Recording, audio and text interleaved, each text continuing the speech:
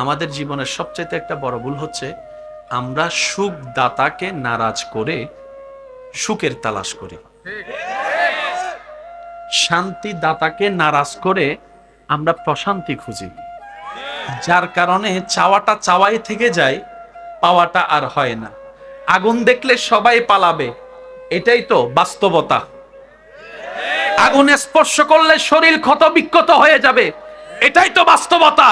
কিন্তু আল্লাহর প্রেমিক ইব্রাহিম নবীকে যখন নমরুদে আগুনের কুণ্ডলীর সামনে রাখে, সবাই ইব্রাহিম নবীর জন্য টেনশনে পড়ে আছে। ইব্রাহিম নবীর ভালোবাসায় সবার চোখ থেকে অশ্রু ঝরছে, কি হবে কি হবে কি হবে, এত বিশাল অগ্নিকুণ্ড, এখন তো ইব্রাহিমকে জ্বালাই দিবে।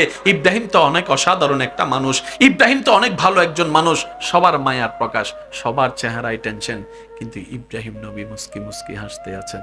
ইব্রাহিম নবী মুস্কি মুস্কি হাসতে আছেন, ইব্রাহিম নবীর চেহারায় কোনো পেরেশানি নাই, মুস্কি মুস্কি হাসি। জগৎ জিজ্ঞেস করে, সামনে সামনে আপনার আগুন, মুখে হাসি, ব্যাপার কি? বলে যে আজকে আগুনের সামনে নিজের দোষে হই নাই, রবের প্রেমের কারণে হয়েছি, রবের প্রেমের কারণে হয়েছি। আর আমার সবকিছু তো আমার রবের দেওয়া, থাকলেও ওনার, না থাকলেও ওনার, দিয়েছেন উনি, নিবেন উনি। তবে আমি ইব্রাহিমের সার্থকতা, যদি আমার ওই সমস্ত কিছু রবের জন্য কোরবানি দিতে পারি, আমি ইব্রাহিম নিজেকে সার্থক মনে করব, যে না আমি প্রেমিক দাবিও করেছি, প্রেমিক হিসেবে পরীক্ষাও দিয়েছি। এবার কথোপকথনে রব বলে, ও আগুন, কুলনা ইয়া নারু কুনি বারদাও ওয়া সালামান আলা ইব্রাহিম, আমি আল্লাহ তুই আগুনকে বানিয়েছি আপন পর না দেখে, যাকে পাস জ্বালাই ফেলবি জ্বালাই ফেলবি জ্বালাই ফেলবি, কিন্তু সাবধান, এখন তোর ভিতরে আমার বন্ধু ইব্রাহিম যাচ্ছে, তাকে জ্বালানো তো দূরের কথা, স্পর্শ করিস না। রবের প্রেমিক যারা হবে, গাছতলায় বসেও বাদশাহী করতে পারবে। আর যাদের সাথে রবের রহমত থাকবে না, ওই কোটি টাকার দালানো শান্তি পাওয়া যাবে না, শান্তি পাওয়া যাবে না, প্রশান্তি পাওয়া যাবে না, ইজ্জত পাওয়া যাবে না। টাকা কামাতে পারবেন সন্তানের জন্য, এক সময় দেখবেন সেই কলিজার টুকরা সন্তানরাই মা বাবাকে গড়ধাক্কা দিয়ে বের করে দিবে। শান্তি পাবেন না, মানেন কিংবা না মানেন, এটাই বাস্তব। এখানে অনেক আমার বড় ভাই বাবারা আছেন, যারা দিনকে রাত, রাতকে দিন পরিশ্রম করে শরীরের রক্তরে ফানি বানাইয়া টাকা কামাইছে বিদেশে যাইয়া, দেশেও আসে নাই, সংসারও তেমন করে নাই, শুধু দিছে আর দিছে, দিছে আর দিছে। এখন যখন শরীর একটু দুর্বল, কামাইতে যখন পারেন, এখন তো ছেলে কামায়, এখন বাপ হয়ে ছেলের কাছে আমি ওষুধ খাবো, আমাকে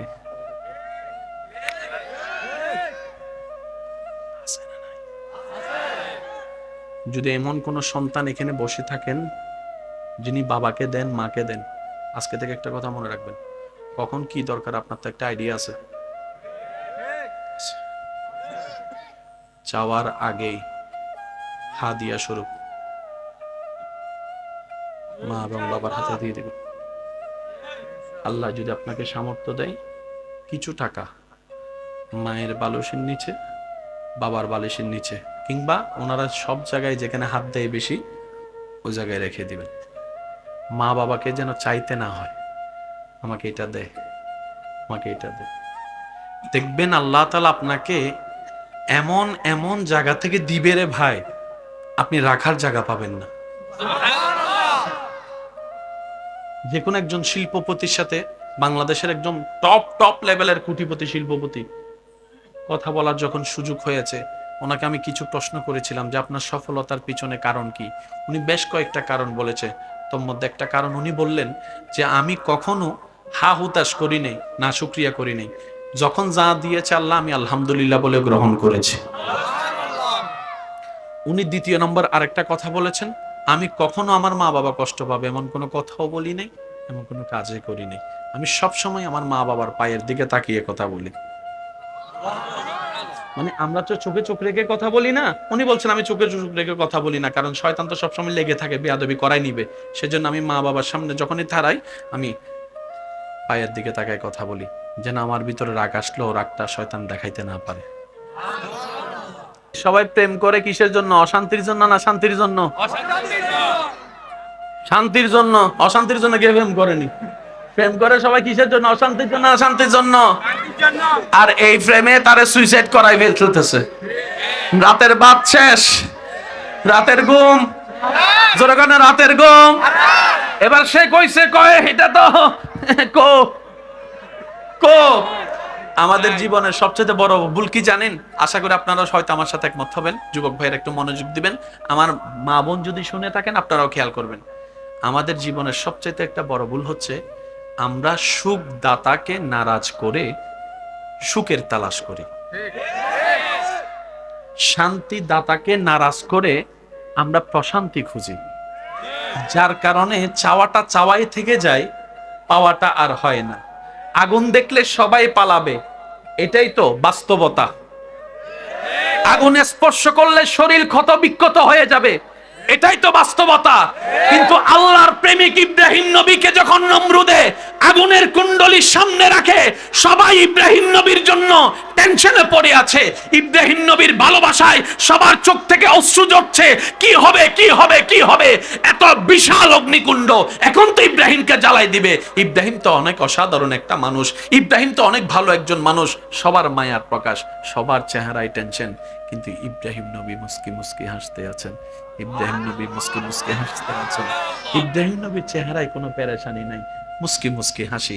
জগৎ জিজ্ঞেস করে, সামনে সামনে আপনার আগুন, মুখে হাসি, ব্যাপার কি?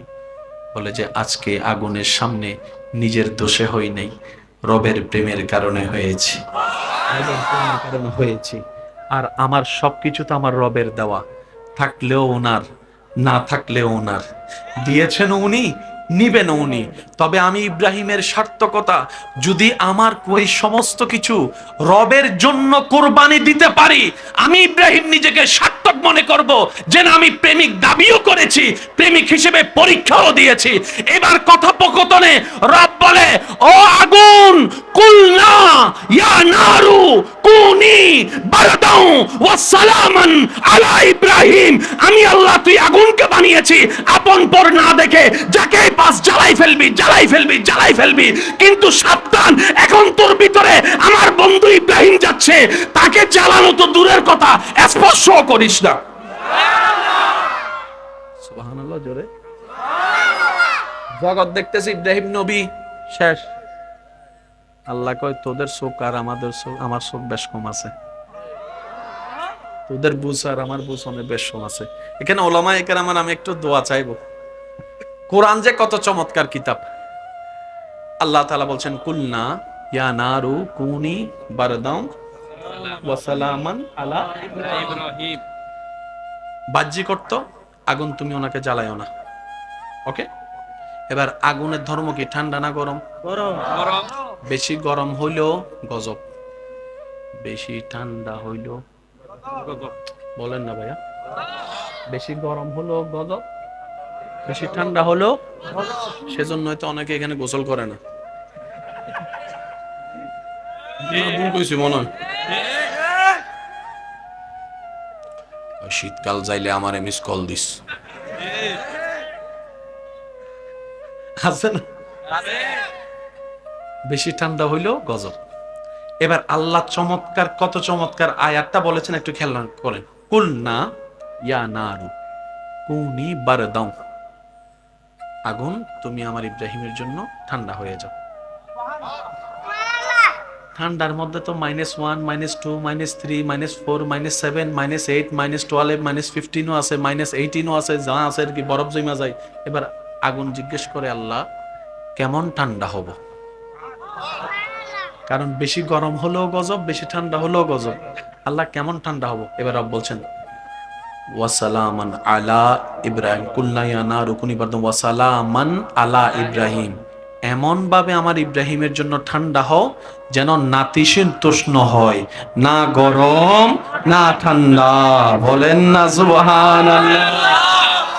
রবের প্রেমিক যারা হবে, গাছতলায় বসেও বাদশাহী করতে পারবে। আর যাদের সাথে রবের রহমত থাকবে না, ওই কোটি টাকার দালানো শান্তি পাওয়া যাবে না, শান্তি পাওয়া যাবে না, প্রশান্তি পাওয়া যাবে না, ইজ্জত পাওয়া যাবে না। টাকা কামাতে পারবেন সন্তানের জন্য, এক সময় দেখবেন সেই কলিজার টুকরা সন্তান নাই, মা বাবাকে গড় ধাক্কা দিয়ে বের করে দিবে। শান্তি পাবেন না, মানেন কিংবা না মানেন, এটাই বাস্তব। এখানে অনেক আমার বড় ভাই বাবারা আছেন যারা দিনকে রাত, রাতকে দিন পরিশ্রম করে শরীরের রক্তরে ফানি বানাইয়া টাকা কামাইছে বিদেশে যাইয়া। দেশেও আসে নাই, সংসারও তেমন করে নাই, শুধু দিছে আর দিছে, দিছে আর দিছে। এখন যখন শরীর একটু দুর্বল, কামাইতে যখন পারেন, এখন তো ছেলে কামায়। এখন বাপ হয়ে ছেলের কাছে আমি ওষুধ খাবো, আমাকে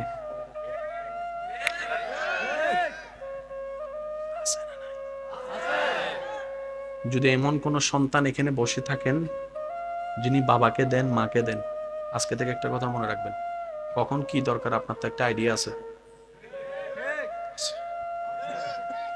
চাওয়ার আগেই হাদিয়া স্বরূপ মা এবং বাবার হাতে দিয়ে দিবেন।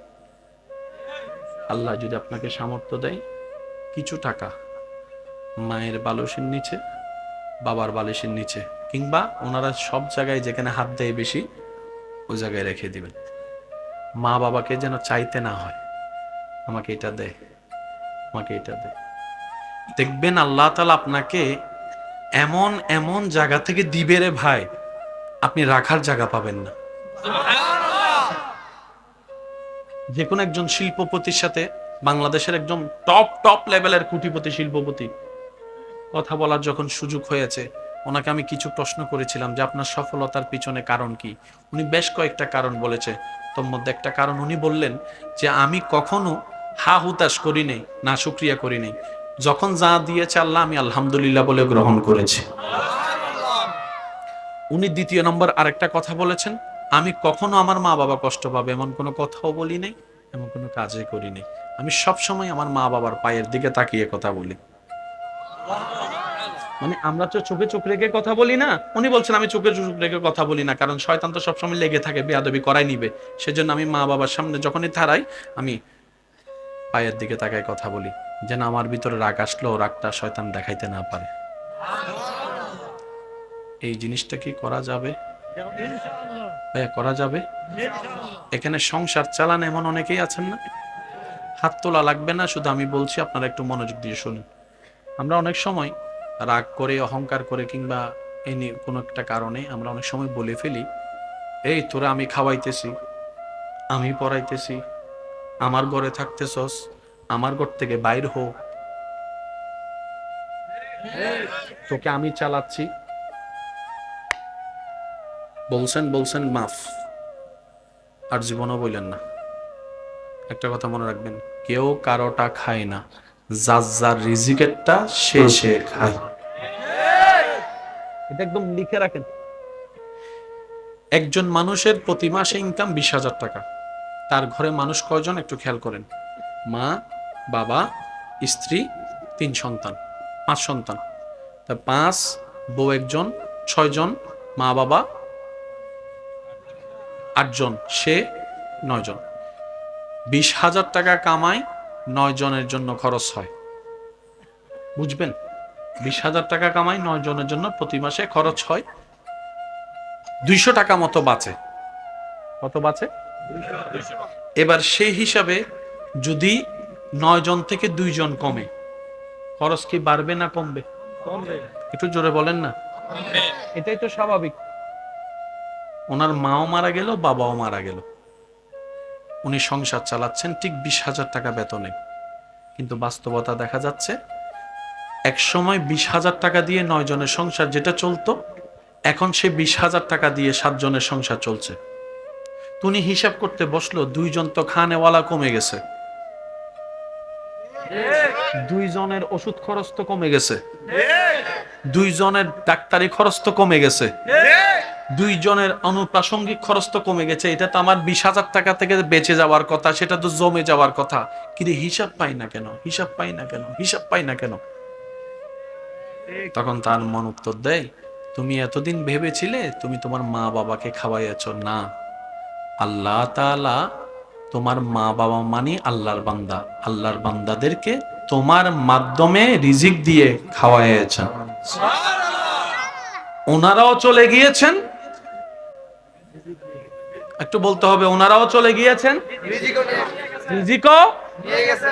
তাহলে কারোটা কেউ খায় না, অহংকার করে আঙ্গুল তুলে বলারও কারো অধিকার নাই। জোরে বলেন না, কারো কোনো অধিকার নাই। যদি লাভবান হতে চান একটা ফর্মুলা ইউজ করবেন। আপনি যদি 10 জনকে খাওয়ান, আপনার একজনের ইনকামে যদি 10 জন 12 জন খায়, শুকরিয়া করবেন। রবের দরবারে হাত তুলে বলবেন, আল্লাহ তোমার দরবারে লক্ষ শুকরিয়া যে তুমি 12 জনের দায়িত্ব, তোমার 12টা বান্দার দায়িত্ব তুমি আমাকে দিছো। আল্লাহ তোমার কাছে আমি তৌফিক চাই, আমি যেন আমার দায়িত্ব ভালো করে পালন করতে পারি। তারপরে দেখেন না আল্লাহ পাক আপনাকে কেমন করে দেয়। আল্লাহর দরবারে কমতি বলে কোনো শব্দ।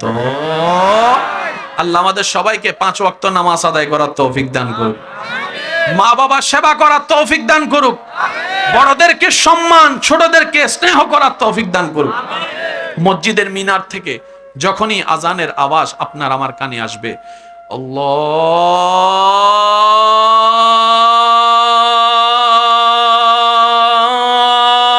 আল্লাহু আকবার, আল্লাহটা দিতে দেরি হে ঢুকতে দেরি নো, সালামটা ফিরে মুনাজাতটা করে তুফান মেলের মতো ব করে চলে যায়। আর 2 তলা 3 তলা মসজিদ থাকলে যারা নিচে থাকেন তারা একটু খেয়াল করবেন, তখন 2 তলা 3 তলা থেকে দুম দুম দুম দুম দুম আওয়াজ শুরু। কি তারে ভূমিকম্প হইতেছে নি? কয় না, 2 রাকাতটা মুসল্লিরা যাইতেছে। আছে না নাই? আছে না নাই? আছে না নাই? আমার ভাইদেরকে আমি অনুরোধ করব, ভাই প্রত্যেক বছরে যদি 1 রাকাত করেও বাড়াইতেন, অনেক রাকাত হইয়া যাইতো ভাই। বিয়ের আগেও বউ খুঁজতেছে সেদিনও, আগদের দিনও, বাসর রাইতের পরের দিনও, প্রথম বাচ্চা কনসিভ হয়েছে সেই দিনও, বাচ্চা আসার পর, বাচ্চারা স্কুল মাদ্রাসায় দিছে সেই দিনও, বাচ্চা কলেজ উঠছে সেই দিনও, বাচ্চার লাগা মাইয়া খুঁজতেছে বিয়ে করাইবো সেই দিনও, শ্বশুর হইছে ওই দিনও, দাদা হইছে ওই দিনও। 2 রাকাত আর আমার ভাই আছে না নাই? আছে। আমি আমার ভালোবাসার মানুষদের কাছে একটা আবদার করে বিদায় নিব। 5 ওয়াক্ত না পারেন, শনি থেকে বৃহস্পতি 5 ওয়াক্ত না পারেন, একটা ওয়াক্ত, শুধু 1 ওয়াক্ত ফজরের ওয়াক্ত আপনাকে বলবো না, কারণ শীতের কারণে আপনি হয়তো উঠতে নাও পারতে পারেন,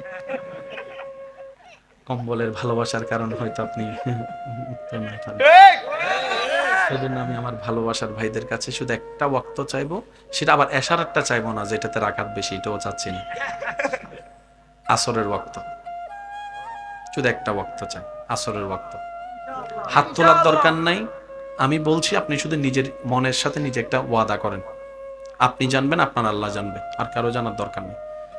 আসরের ওয়াক্ত, কারণ সেখানে ল্যাব থেকে বের হওয়ার টেনশন নাই, বেশি শীতের কোনো টেনশন নাই, বেশি তাড়াহুড়ারও টেনশন নাই, বেশি রাকাতর নামাজও নাই যে পা ব্যথা হয়ে যাবে। একটা ওয়াক্ত, আসরের ওয়াক্ত। আপনি ওয়াদা করেন আগামীকাল কি বার? শুক্রবার। আগামীকালকে শুক্রবার, জুমা তো অ্যাজ ইউজুয়াল পড়বেনই। আপনি শুধু নিজের মনের সাথে ওয়াদা করেন, অন্যদিন যা তা, আগামীকাল শুক্রবার আমি আসরের নামাজ পইরাম, দেখি তুই শয়তান কি করতে পারছিস। শুধু একটা ওয়াক্ত, কারণ আমার ঈমান বলে, আমার মন বলে যে 1 ওয়াক্তের প্রেমে পড়ে যাবে, সে অটোমেটিক একদিন এটাও বলতে পারে, আসর থেকে মাগরিব আর কতক্ষণ, অজুটা রেখা দিই। এবার মাগরিবের আজানটা শোনার সাথে সাথে সে বলবো যে যাক, আসর যেহেতু ফরিয়াস জিততে গেছি, মাগরিবও ফাইরাম, ঢুকে যাই বন্ধু লইয়া। 1 থেকে সে 2 ওয়াক্ততে যাবে, 2 ওয়াক্ততে আল্লাহ চাহে তো 5 ওয়াক্ত যাবে। যে ছেলেটা, যে মেয়েটা একদিন নামাজও পড়তো না, আল্লাহ চাহে তো এইভাবে শুরু করলে একটা দিন হয়তো সে সবাইকে ঘুমিয়ে রেখে রাতের গভীরে সে একদিন তাহাজ্জুদের নামাজে দাঁড়িয়েও রবের দরবারে দাঁড়ায় যেতে পারে। সুবহানাল্লাহ। আল্লাহ যে কখন কাকে হেদায়েত দেয় বলা যায় না, সেজন্য মনটা সবসময় বড় রাখবেন। আল্লাহ, ও গো আল্লাহ, ক্ষমা করে দাও, মাফ করে দাও। সবাই সবাই আল্লাহ, ও গো আল্লাহ, ক্ষমা করে দাও, মাফ। জীবন মোদের এই যতদিন থাকিবে, সুপথে চালাও, মাফ করে দাও আল্লাহ, ও গো আল্লাহ, ক্ষমা করে দাও, মাফ। মন থেকে একবার আল্লাহকে ডাক দেন না, আল্লাহ, ও গো আল্লাহ, ক্ষমা করে দাও। উচ্চ আওয়াজ একবার বলেন আমিন। পালন করার চেষ্টা করতে পারবো ইনশাআল্লাহ। ছোট্ট একটা কথা কই, কিছু কাজ গোপনে করে, প্রেমের মজা গোপনে। আমি সবার উদ্দেশ্যে একটা কথা বলি, 5 ওয়াক্ত আল্লাহর পছন্দ, কোনো সন্দেহ। আপনাদের সামনে আমি 2টা শব্দ রাখছি, আপনারা বিবেচনা করবেন। একটা হচ্ছে পছন্দ, একটা হচ্ছে বেশি পছন্দ। 5 ওয়াক্ত নামাজ আল্লাহর পছন্দ, রোজা আল্লাহর পছন্দ, হজ আল্লাহর পছন্দ, যাকাত আল্লাহর পছন্দ, গভীর রাতের তাহাজ্জুদ নামাজ আল্লাহর পছন্দ, বেশি পছন্দ। জোরে বলেন বেশি পছন্দ। আপনারা বলেন, আমি বলবো না। বেশি পছন্দ। কখনো ভাবছেন নামাজ ফরজ, তাহাজ্জুদ ফরজ নয়, কিন্তু আল্লাহর বেশি পছন্দ কেন? এখানেই হচ্ছে বড় মামলাটা।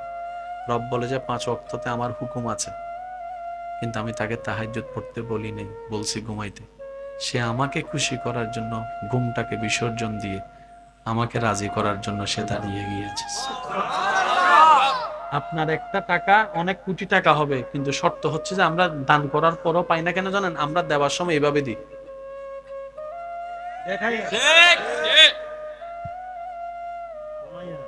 হিসাব ক্লিয়ার।